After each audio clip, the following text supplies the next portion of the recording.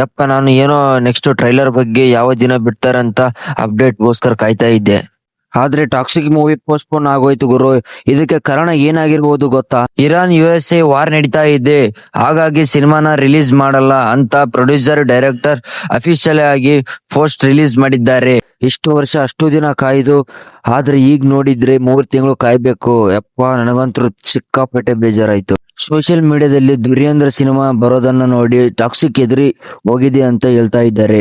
SR ಅವರು June ತಿಂಗಳಲ್ಲಿ ಎಲ್ಲರಿಗೂ ಆನ್ಸರ್ ಕೊಡ್ತಾರೆ, ಅಲ್ಲಿವರೆಗೂ ವೇಟ್ ಮಾಡಿ. ಸುಮ್ನೆ ಟಾಕ್ಸಿಕ್ ಸಿನಿಮಾ ಬಗ್ಗೆ ಏನೇನೋ ಮಾತಾಡಬೇಡಿ, ನಿಲ್ಲಿಸಿ. ಇವೆಲ್ಲ ಕಾರಣಾಂತರಗಳಿಂದ ಪೋಸ್ಟ್ಪೋನ್ ಆಗಿದೆ. ಚೆನ್ನಾಗಾಯ್ತು. ಮಾರ್ಚ್ ತಿಂಗಳಲ್ಲಿ ದೊಡ್ಡ ಸಿನಿಮಾಗಳು ನೋಡೋದಾದ್ರೆ ಧುರೇಂದ್ರ ಮತ್ತು ಉಸ್ತಾದ್ ಗಬ್ಬರ್ ಸಿಂಗ್ ಇದಾವೆ, ನೋಡೋಣ. ಜೂನ್ ತಿಂಗಳಲ್ಲಿ ದೊಡ್ಡ ಸಿನಿಮಾ ನೋಡೋದಾದ್ರೆ ಅದು ಟಾಕ್ಸಿಕ್ ಸಿನಿಮಾ ಇದೆ. ಮತ್ತೆ ಜೈಲರ್ 2 ಸಿನಿಮಾ ಕೂಡ ಬರುವಂತ ಸಾಧ್ಯತೆ ಇದೆ, ನೋಡೋಣ.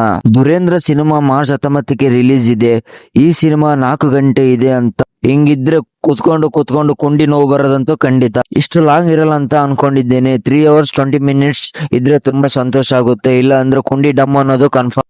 ಧುರೇಂದ್ರ ಸಿನಿಮಾ ಇಂಡಿಯಾದಲ್ಲಿ ಎಲ್ಲಾ ಕಡೆ ತುಂಬಾ ಕಲೆಕ್ಷನ್ ಜೋರ್ ಮಾಡುತ್ತೆ ಅಂತ ಅನಿಸುತ್ತೆ. ಯಾಕೆಂದ್ರೆ ಟಾಕ್ಸಿಕ್ ಸಿನಿಮಾ ಪೋಸ್ಟ್ಪೋನ್ ಆಯ್ತಲ್ಲ, ಅದಕ್ಕೆ ಧುರೇಂದ್ರ ಸಿನಿಮಾ ಮಾರ್ಚ್ 19ಕ್ಕೆ ಜೋರಾಗಿ ಡಮ್ ಅನ್ನೋದು ಖಂಡಿತ.